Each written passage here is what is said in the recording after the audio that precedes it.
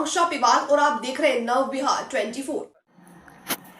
बिहार के आरा लोकसभा सीट से इंडिया गठबंधन समर्थित भाकपा माले उम्मीदवार सुदामा प्रसाद ने शुक्रवार को अपना नामांकन पर्चा दाखिल किया, जहां उनके नॉमिनेशन के दौरान भाकपा माले के राष्ट्रीय महासचिव दीपांकर भट्टाचार्य सहित इंडिया गठबंधन के तमाम बड़े नेता शामिल हुए। इस दौरान मीडिया से मुखातिब होते हुए भाकपा माले के राष्ट्रीय महासचिव दीपांकर भट्टाचार्य ने एनडीए गठबंधन और मोदी सरकार पर जमकर निशाना साधते हुए कहा कि जहां दीपांकर भट्टाचार्य ने देश भर में मुस्लिम आरक्षण के किए जा रहे मांग को सही ठहराते हुए कहा कि मोदी जी बिल्कुल झूठ बोल रहे हैं। इस देश में कुछ मुस्लिम जातियों को आरक्षण में जो हक मिला है वह मुस्लिम होने के नाते और धर्म के आधार पर नहीं, बल्कि ओबीसी होने के चलते और उनके पैसे के आधार पर, उनकी सामाजिक आर्थिक पिछड़ेपन के आधार पर है।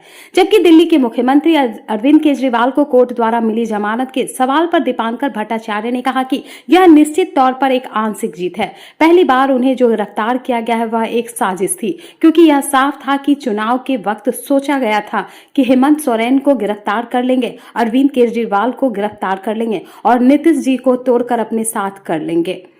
तो ऐसे में हम देख रहे हैं कि अरविंद केजरीवाल को जो भी अंतिम जमानत मिली है चुनाव में ही कैंपेन करने के लिए, मुझे लगता है कि देर से ही सही, लेकिन सुप्रीम कोर्ट ने एक अच्छा और फैसला लिया है।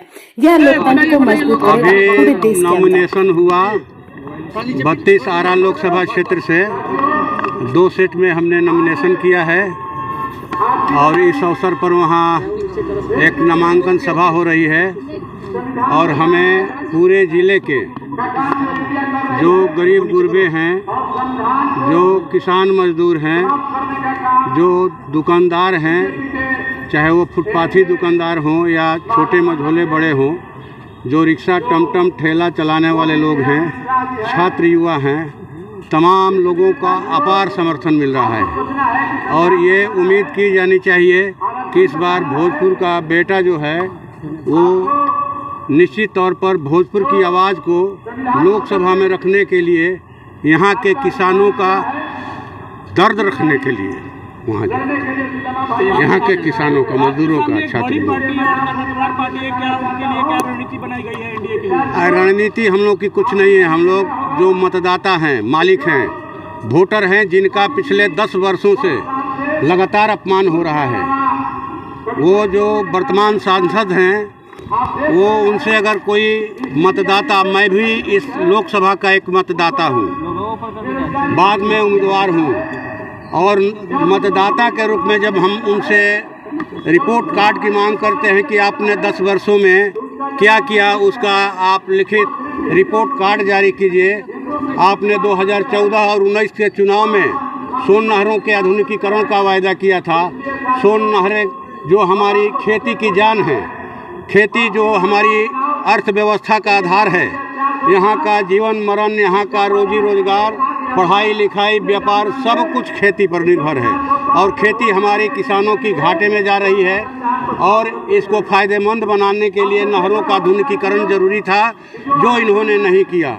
हमने तो यहाँ तक कहा कि भाई अगर इस सवाल पर आपने लोकसभा के अंदर कोई एक मैंने सवाल उठाया हो ध्यानाकर्षण के माध्यम से, अल्पसूचित और तारांकित प्रश्न के माध्यम से या शून्यकाल के ही माध्यम से, तो उसका आप वीडियो जारी कीजिए।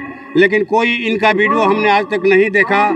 हाँ, आजकल उनके विरोध का वीडियो ज़रूर हम देख रहे हैं, गांव-गांव में विरोध हो रहा है कि भाई आपने क्या किया। तो आपने गोपाल मंडल ने कहा है कि इस बार पीएफ का क्रेज खत्म हो चुका है और 40 में से 25 सीट एनडीए निकालना है, इस पर क्या कहना? मोदी जी जा रहे हैं। भारत की सत्ता से मोदी जी की विदाई तय हो गई है। 3 चरणों के चुनाव ने ये साबित कर दिया है और ये अब बौखलाहट में अनाप शनाप बोल रहे हैं। और इनके जो स्थानीय नुमाइंदे हैं, वर्तमान यहाँ के जो सांसद और माननीय मंत्री, उन्हीं के नक्शे कदम पर चलकर जब हमने रिपोर्ट कार्ड का मांग किया तो एक अति पिछड़े के बेटे को, एक वैश्य समाज के बेटे को उन्होंने क्या क्या नहीं कहा। माने ये एक शालीनता होती है, किसी भी जनप्रतिनिधि की शालीनता होती है कि आप शालीन ढंग से बात कीजिए, जवाब दीजिए, लेकिन अब लगता है कि शालीनता इनके स्वभाव में नहीं है। महापुरुषों की प्रतिमा पर माल्यार्पण किया अपना मंदिर। बिल्कुल, आज ऐतिहासिक दिन है, 10 मई बलिदान दिवस है। कुंवर सिंह जिनके नेतृत्व में 1857 में पूरे शाहाबाद ने लड़ाई लड़ा और हमारी सोन नहरें उसी लड़ाई की देन है। अमित शाह जी तो आते हैं यहाँ पर और माला चढ़ाते हैं शहीद कुंवर सिंह के प्रतिमा पर, लेकिन उनके परिवार के एक युवक की हत्या हो गई और ये लोग खामोश रहते हैं। उनकी पतोहू कहा जाए पुष्पा सिंह न्याय के लिए दर दर की ठोकरें खाती रही और अभी तक उनको न्याय नहीं मिला। न्याय नहीं मिला तो भोजपुर न्याय मांग रहा है इस बार के चुनाव में कि आपको कुंवर सिंह के परिवार को न्याय देना होगा, उनको सम्मान देना होगा। वो सम्मान के हकदार हैं जिनके जो है परिजन देश की आज़ादी के लिए लड़े और अंग्रेजों की ईंट से ईंट बजा दिए। ये जवाब देना होगा भाजपा को कि भाजपा कुंवर सिंह के परिवार का इतना अपमान क्यों कर रही है। और भोजपुर के किसानों को भी, यहाँ के छात्र युवाओं को भी, ये भोजपुर के प्रतिनिधि हैं लेकिन कभी भोजपुर दिवस पर इनको हमने नहीं देखा, कभी बिहार दिवस पर नहीं दिखा। लसाणी में 1942 में 7 किसान शहीद हुए, लाठी भाला से लड़ाई लड़े, डंका बजाकर। एक महिला हमारी अकली फुआ भी शहीद हुई। कांग्रेस नरेश राम जो सहार के तत्कालीन विधायक थे, उन शहीदों को इतिहास के पन्ने से निकालकर जीवित किया, उनका स्मारक बनवाया अपने विधायक निधि से, लेकिन ये कभी वहाँ नहीं गए। हर साल राजकीय सम्मान होता है, तो भोजपुर से इतना अलगाव क्यों? भोजपुर के आम लोगों का छुआ हुआ पानी नहीं पी सकते, उनके हाथ का छुआ हुआ माला नहीं पहन सकते, उनके हाथ का छुआ हुआ उनके दुख दर्द का दरखास्त नहीं ले सकते हैं, तो भोजपुर का वोट आपको क्यों चाहिए? क्यों चाहिए? 2500 करोड़ का पन बिजली का प्रोजेक्ट, सौर ऊर्जा का प्रोजेक्ट जो है वो भोजपुर में लगना चाहिए। भोजपुर से सांसद हैं, भोजपुर के लोगों ने आपको संसद में भेजा और आप उसको लेकर सुपौल गए। मुस्लिम जातियों को आरक्षण में जो हक मिला है वो मुस्लिम होने के नाते नहीं, वो धर्म के आधार पर नहीं, वो ओबीसी होने के चलते, उनके पेशे के आधार पर, उनकी सामाजिक आर्थिक पिछड़ापन के आधार पर है। और आप तो देखेंगे कि एएनआई को अभी 2 साल पहले मोदी जी खुद इंटरव्यू दे रहे थे और इसका श्रेय ले रहे थे कि गुजरात में हमने 70 मुस्लिम जातियों को ओबीसी का दर्जा दे रखा है। तो इस पूरे देश में जो आरक्षण का इतिहास है, बिहार में कर्पूरी जी के ज़माने से आरक्षण का इतिहास शुरू होता है, उस समय से मंडल कमीशन की पूरी रिपोर्ट में ये बात है।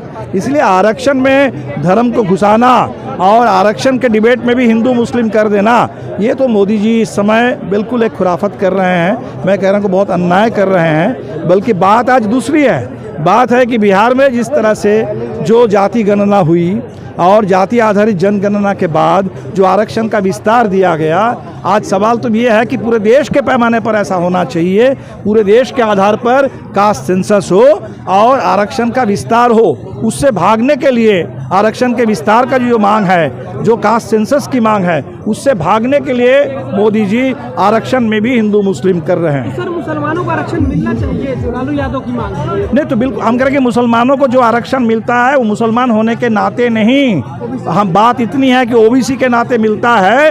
और ये देखना ज़रूर चाहिए कि मुसलमान होने के चलते उनको आरक्षण का जो हक है उससे वंचित ना किया जाए। ओबीसी को, तमाम ओबीसी जहाँ भी जितनी जातियाँ हैं, और ये सिर्फ बिहार की बात नहीं है, देश के कम से कम 1 दर्जन राज्य में ये बहुत वर्षों से ये आरक्षण मिल रहा है। और इसीलिए इस आरक्षण को लेके ये मोदी जी एक फिजूल की बहस करके आरक्षण के मामले को वो इस पर पानी फेरना चाहते हैं और आरक्षण के आंदोलन को कमज़ोर करना चाहते हैं। मोदी जी की साजिश को हम लोग कतई सफल नहीं होने देंगे। सवाल काराकाट से है। काराकाट में भाकपा माले के प्रत्याशी हैं जो इंडिया गठबंधन से है, दूसरे उपेंद्र कुशवाहा एनडीए से है और तीसरे एक प्रत्याशी पवन सिंह भोजपुरी गायक जो है वो है। आप ही के गठबंधन के मुकेश सहनी का आरोप है कि बीजेपी के द्वारा एजेंट खड़ा किया गया है अपने ही एनडीए को हराने के लिए, एनडीए गठबंधन के साथियों को हराने के लिए। ये तो मुकेश जी बताएंगे, लेकिन हमारे लिए तो इस समय देश में लड़ाई बिल्कुल सीधी लड़ाई है। इस समय एक तरफ भारतीय जनता पार्टी का गठबंधन है,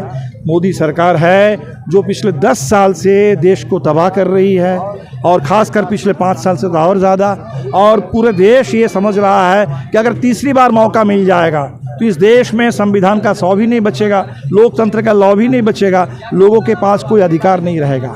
और इसके खिलाफ बिल्कुल सीधी लड़ाई है संविधान की रक्षा के लिए, लोकतंत्र की रक्षा के लिए। किसानों, नौजवानों, इस देश की महिलाएं, इस देश के मजदूर, सबकी जो ज़िंदगी की बुनियादी मांगें हैं, इसको पूरा करने के लिए इंडिया गठबंधन बना है।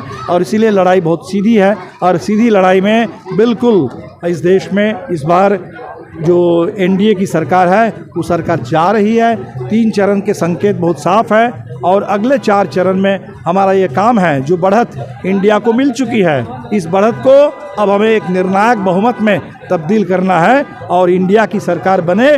और जो भी हमने वादा किया है, एमएसपी का वादा है, इस देश के तमाम गरीब परिवार में महिलाओं को 1 लाख रुपए सालाना देने का वादा है।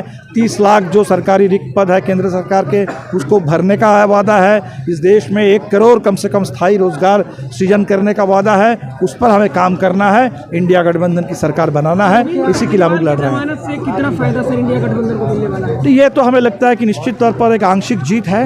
ये पहली बात, उनको जो गिरफ्तार किया गया एक साजिश के तहत, बिल्कुल ये तो साफ था कि चुनाव के बीच में इन्होंने सोचा था कि हेमंत सोरेन को गिरफ्तार कर लेंगे, अरविंद केजरीवाल को गिरफ्तार कर लेंगे, तो इस पूरा नीतीश जी को तोड़ करके अपने साथ कर लेंगे। तो इन्होंने ऐसा तरीका लिया, कुछ मुख्यमंत्रियों को जेल में डाला और लोग कह रहे हैं कि नीतीश जी को इन्होंने किडनैप करके अपने साथ कर लिया है।